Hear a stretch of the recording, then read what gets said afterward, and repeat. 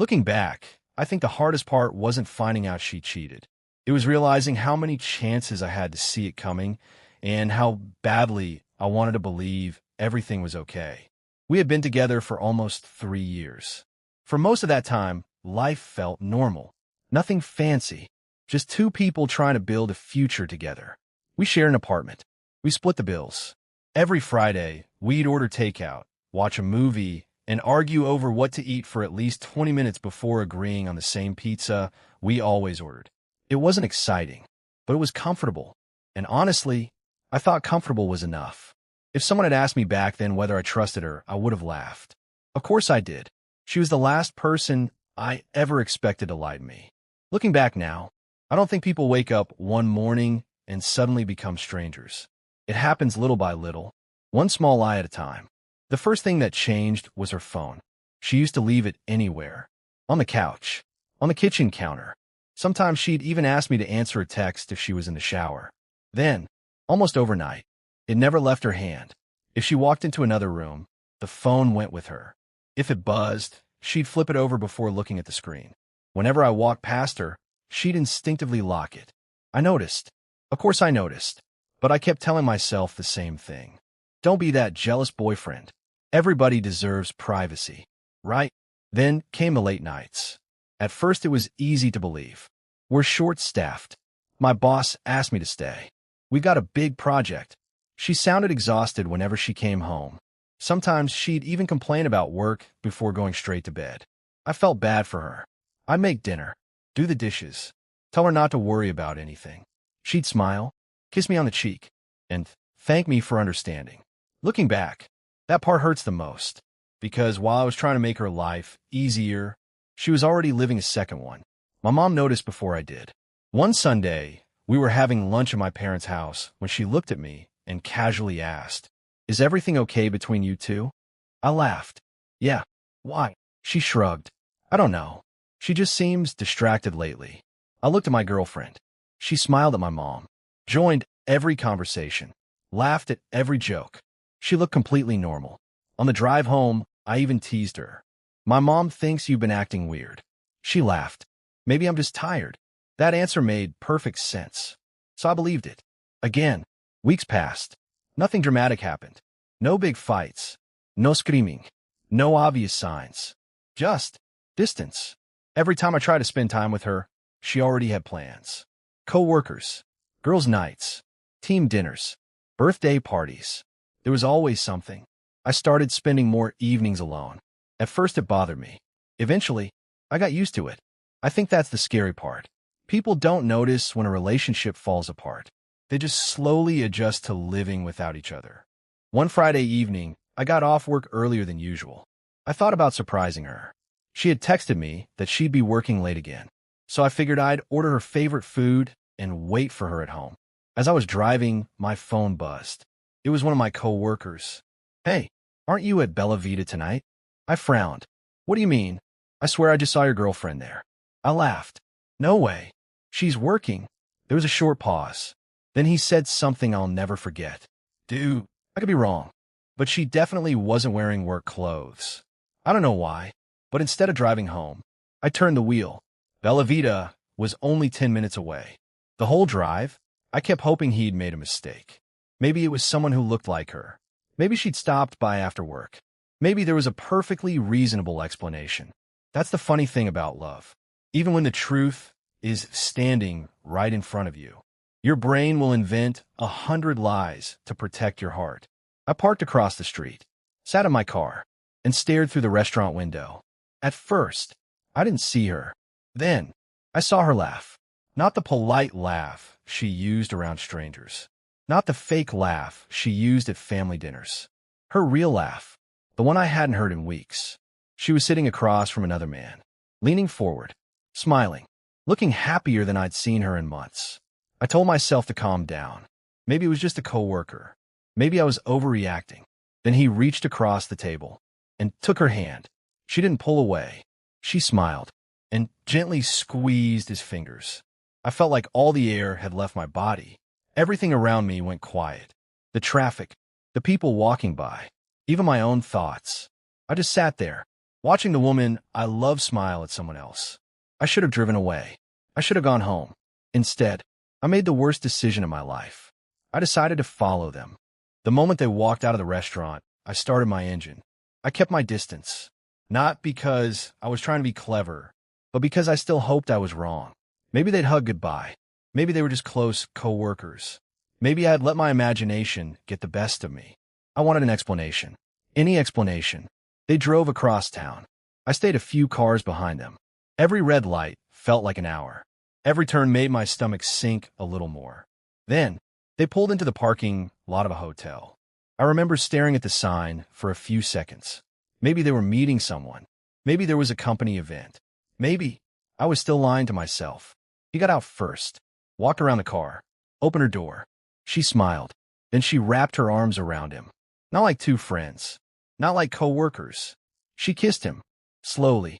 Comfortably. Like they'd done it 100 times before. I couldn't breathe. I just sat there with both hands gripping the steering wheel so hard my fingers started to hurt. That wasn't a mistake. That wasn't a misunderstanding. That wasn't something you could explain away. The relationship I thought I had. Ended right there. I watched them walk inside together. Then I started my car. For a second, I actually thought about going and confronting them. Asking her why. Asking him if he knew she had a boyfriend. But another voice in my head stopped me. Not here. Not like this. If I walked in angry, I'd only become the story she'd tell everyone later. So I drove home. The apartment had never felt so empty. I sat in complete silence for almost an hour. No TV, no music, nothing. I just stared at the wall, replaying that kiss over and over again. Around 11, I heard her keys in the front door. She walked in smiling. The moment she saw me, her expression changed. Oh, you're still awake. Yeah. She took off her jacket. You've been waiting for me? I couldn't sleep. She walked over and kissed me on the cheek. I told you it was going to be a long meeting. Meeting. The word almost made me laugh.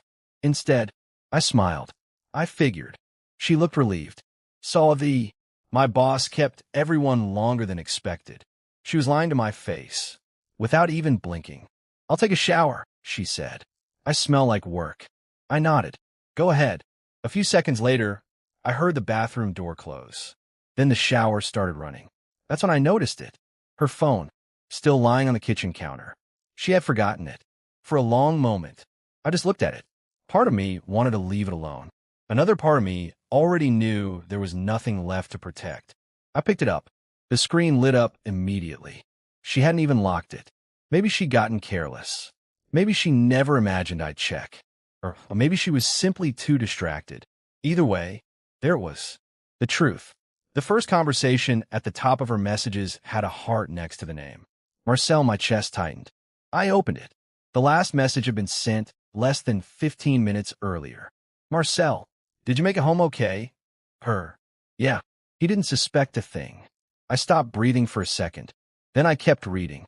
Marcel, how much longer are you going to keep pretending? She answered almost immediately. Until I figure out the easiest way to leave. Right now, he still pays most of the bills. I read that sentence again. And again. 3 years together. 3 years of birthdays. Vacations. Late-night conversations. Plans for the future. Reduced to a monthly payment. I scroll farther. There were pictures of them together. At the lake. At a concert. Holding each other like a real couple. One photo had a caption. I wish I didn't have to go home every night. I felt sick. Not angry. Just empty. Then another message caught my attention. One that had nothing to do with the affair. Marcel, has your boyfriend been controlling you again? Her reply made my stomach drop. He's always checking where I am. My parents keep telling me I should leave him. Honestly, I'm scared of how he'll react when I finally do. I froze. Scared? Of me? I had never laid a hand on her. Never screamed at her. Never broken anything. The worst argument we'd ever had was over forgotten anniversary plans. Yet here she was, building a version of me that didn't exist. And suddenly, everything started making sense. The strange looks from a few friends. The awkward conversations. The way my mom had asked if everything was okay. She hadn't just been cheating. She'd been rewriting our entire relationship. One lie at a time. I carefully put the phone back exactly where I found it. Just then, I heard the bathroom door unlock. Hey, her voice echoed down the hallway. You still awake? I quickly sat back down on the couch. My heart was pounding so hard I thought she'd hear it. She walked into the living room wearing one of my old hoodies. She smiled, picked up her phone, looked at the screen for a second, then slipped it into her pocket. She hadn't noticed. Coming to bed? She asked. I looked at her, really looked at her, for the first time in almost 3 years. I didn't recognize the person standing in front of me. The cheating hurt, but somehow, the lies hurt even more, because she wasn't just trying to leave me. She was making sure that when she did, everyone would believe I was the villain. That night, while she slept beside me, I made a decision. I wasn't going to confront her. Not yet. I wasn't going to beg. I wasn't going to scream. From that moment on, I would watch. I would listen. And I would remember everything. Because if she was already writing a story about me, I needed to make sure the truth survived it. She was making sure that when she did, everyone would believe I was the villain. That night, while she slept beside me, I made a decision. I wasn't going to confront her. Not yet. I wasn't going to beg. I wasn't going to scream. From that moment on, I would watch. I would listen. And I would remember everything. Because if she was already writing a story about me, I needed to make sure the truth survived it.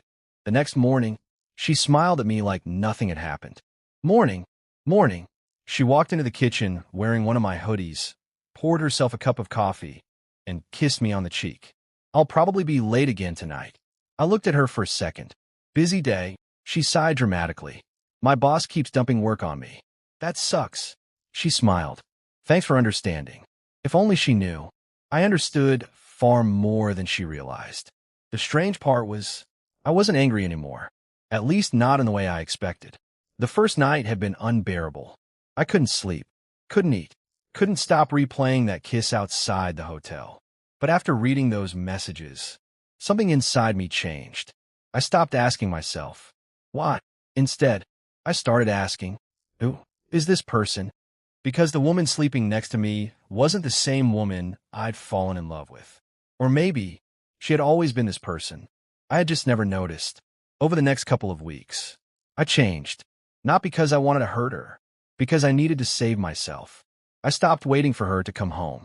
I started going to the gym after work. I met up with friends I hadn't seen in months. I even picked up an old hobby I'd abandoned years ago. For the first time in a long while, my life didn't revolve around waiting for someone else. And that's when I noticed something interesting. She started paying attention again. Where were you? The gym. Oh, who were you texting? Mike. Oh, you've been out a lot lately. Yeah. She didn't like those answers. Not because they were suspicious, but because they gave her nothing to work with. I wasn't accusing her. I wasn't arguing. I wasn't begging for attention. I was simply living my life. And somehow, that bothered her more than any fight ever could. One evening, she walked into the living room while I was watching TV. She sat down next to me, closer than she had in weeks. Can I ask you something? Sure. She looked nervous. Do you still love me? I muted the television. That question would have been easy a month ago. Now, I honestly didn't know. I don't know. She stared at me. What do you mean you don't know? I took a slow breath. I think I'm trying to figure that out myself. For the first time since I'd met her, she looked scared. Not angry. Scared. As if she'd suddenly realized something was slipping away. A few days later, my phone rang while I was leaving work. The caller ID surprised me. It was Emily, her best friend. We'd always gotten along. Not close enough to text regularly, but close enough to stop and talk whenever we saw each other. Hey, She sounded hesitant. Do you have a minute? Of course. There was a long pause. Then she finally spoke. I hope you don't think this is weird. I smiled. I probably won't. She laughed quietly. Then her voice became serious again. Can I ask you something? Go ahead. She hesitated. Are you controlling? The question hit me harder than I expected. Not because it hurt, because I knew exactly where it came from. What makes you ask that? She's been saying. Emily stopped herself. No, forget it. I leaned against my car. No, tell me. Another pause. She says you check up on her all the time, that you constantly ask where she is, that you don't trust her. I looked up at the sky for a second. Then I answered honestly. I used to ask where she was. when she texted me at midnight saying she had to stay late at work. Emily didn't say anything. I've called her 7 times in the last 2 months. 7. Silence. I can send you my call history if you want. No. Her answer came immediately. I believe you. I frowned. You do? She sighed. I don't know what to believe anymore. That sentence stayed with me. Not because she'd taken my side, but because, for the first time, someone had stopped blindly taking hers. Before hanging up, Emily asked one final question, one that caught me completely off guard. Can I ask you one more thing? Sure. Have you two really been sleeping in separate rooms for months? I blinked. What? She told me you barely even speak anymore. I closed my eyes. Until a few weeks ago, we'd eaten dinner together almost every night. Watched movies. Talked about work. Planned weekends. She wasn't just lying about the present anymore. She was rewriting the past. No, I answered quietly. That never happened. Emily didn't respond. I could hear her breathing on the other end of the phone. Then, very softly, she whispered, I think she's telling everyone a different story. I didn't say, I told you so. I didn't insult my girlfriend. I didn't ask Emily to defend me. I simply replied, I think so too. After we hung up, I sat in my car for almost 10 minutes. Not because I'd won. There was nothing to win. But because, for the first time, I realized something important. The truth didn't need me to scream. It only needed people to start asking questions. That night, she came home earlier than usual. She looked exhausted. More exhausted than someone who had just worked overtime. She barely looked at me, barely spoke, and every few minutes, she glanced at her phone, like she was waiting for a message, or dreading one. For the first time, I had the feeling she wasn't just hiding something anymore. She was afraid. Afraid that somewhere, someone had started putting the pieces together. The next morning, she left the apartment earlier than usual. I'm meeting Emily for coffee before work, she said while grabbing her keys. I looked up from my cereal. Sounds nice. She smiled. I'll text you later. Have a good time. The door closed behind her. For a moment, I just sat there. I didn't know why, but something felt different, almost like the balance had shifted. For weeks. Then came the question that changed everything. So, when was the last time he actually scared you? She looked away. I don't know. You've told me before that you're afraid of him. Yeah. So what did he do? Silence. She looked at the table, then out the window, then back at Emily. He just, No. Emily interrupted gently. I don't know. Tell me. Another long pause. Finally, she answered. He's just controlling. Emily didn't push. She simply asked, Can you give me one example? Nothing. Not a single word. For almost 10 seconds, she just stared into her coffee. Then she quietly changed the subject. Emily didn't stop her. She didn't need to. The silence had answered the question. That afternoon, Emily called her sister. I think we got him completely wrong. What happened? I've been comparing everything she's told me, and none of it lines up. Her sister listened quietly. Are you sure? I'm not saying she's lying about everything, Emily replied. But she's definitely not telling everyone the same story. Over the next week, something strange happened. Nobody confronted her. Nobody accused her of lying. Instead, people simply started talking to each other. Her sister spoke to their mom. Their mom mentioned something she'd heard months earlier. Emily remembered a completely different version. A mutual friend remembered another. Every conversation revealed another contradiction, another missing piece, another detail that didn't fit. Nobody was trying to destroy her. They were just trying to understand. And the more they talked, the less anything she had said made sense. A few days later, my mom called me. Can you come over tonight? Sure. You okay? There was a pause. I just want to talk. When I arrived, my dad was already sitting at the kitchen table. He looked more serious than I'd ever seen him. Sit down. I did. Nobody spoke for a while. Finally, he looked me straight in the eyes. I need to ask you something. Go ahead. Have you ever heard her? I answered immediately. No. He kept looking at me. Not once. Not once. He slowly nodded. Then he leaned back in his chair. That's what I thought. I frowned. What do you mean? My mom wiped a tear from her eye. She came here yesterday. My stomach tightened. What did she say? My dad took a deep breath. She told us you push her into a door. The room went completely silent. I couldn't even process the words. Not because I was shocked she'd lied, because I realized she had crossed a line she could never uncross. What did you say? My dad looked down at his coffee. I asked why she never called the police. I swallowed. And she said she was afraid. Another pause. So I asked why she kept coming home every night. I stared at him. What did she say? He shook his head slowly. She couldn't answer. Then my father looked at me. Really looked at me. I've known you your entire life. You're stubborn. You overthink everything. You bottle things up. He smiled sadly. But you've never been a violent man. Those words hit harder than I expected. Not because they proved anything, but because someone had finally judged me, based on who I actually was, not on a story someone else had written. Before I left, my dad stood up, walked over to me, and placed a hand on my shoulder. I'm sorry. For what? I should have talked to you sooner. I nodded. It's okay. No, he replied quietly. It isn't. That night, I drove home in complete silence. For weeks, I'd been trying to survive. For the first time, I felt like I didn't have to defend myself anymore, because the truth had finally started speaking for itself. When I got home, she was sitting in the living room. The lights were off. She didn't look at her phone. She wasn't watching TV. She was just waiting. As soon as I stepped inside, she looked up at me. We need to talk. I quietly closed the front door behind me. Okay. For a few seconds, neither of us spoke. Then she finally broke the silence. Emily isn't answering my calls anymore. I didn't respond.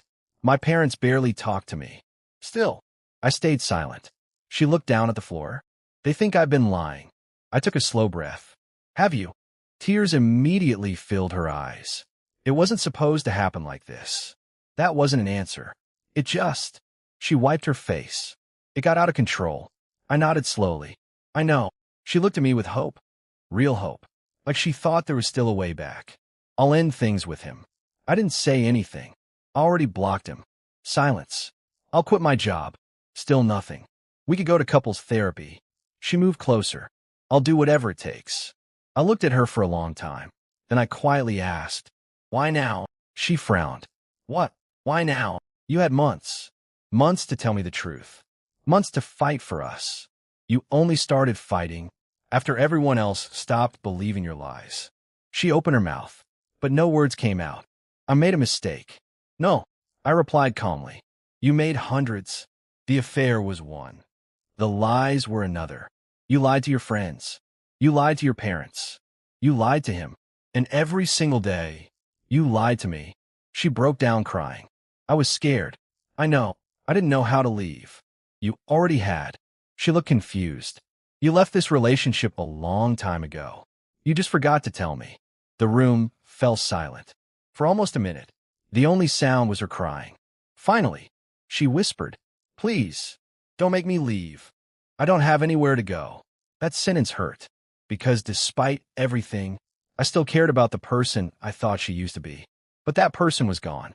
Or maybe she had never existed. I took a deep breath. I'm not throwing you away. I said quietly, your choices brought us here. Another long silence. Then I stood up. I've already spoken to the landlord. She looked up. What? You have 30 days. I'll cover my half of the rent until then. I don't want to make this harder than it already is. I closed my eyes for a second. Of course she had. I found out the truth. He continued. The day Emily called me, I ended everything. I blocked her. I would have never touched that relationship if I'd known. For the first time, I didn't see him as the man she cheated with. I saw another person who had been manipulated by the same lies. Neither of us hated each other, because the truth was, we'd both lost something. We finished our coffee, shook hands, and walked away, probably never to see each other again. Months passed. Life slowly became quiet. I reconnected with old friends, started going to the gym regularly, spent more time with my family. Little by little, I stopped thinking about what had happened every single day. Every now and then, I'd hear something about her. She'd moved back in with her parents temporarily. Things weren't easy there. Her relationship with Emily was over. Most of the people she'd lied to had quietly distanced themselves. Not because they hated her, because trust is hard to rebuild once it's broken. I didn't celebrate any of it. There was nothing to celebrate. Watching someone lose everything they built isn't satisfying. It's just sad. Almost a year later, I saw her one last time. At a grocery store. She looked different. Not worse. Just older. Like life had finally caught up with both of us. She noticed me. Walked over. Hey. She smiled politely. How have you been? I thought about it. Then answered honestly. I'm doing okay. She nodded. I'm glad. For a second, neither of us moved. Then she quietly said, I really am sorry. This time, I smiled. I know, and for the first time, that was enough. I grabbed my groceries, walked to my car, loaded everything into the trunk. As I sat behind the wheel, I realized something. For months, I thought the biggest loss in my life was losing her, but I was wrong. The biggest loss would have been losing myself, trying to save someone who had already given up on us. I started the engine, pulled out of the parking lot, and this time, I never looked back.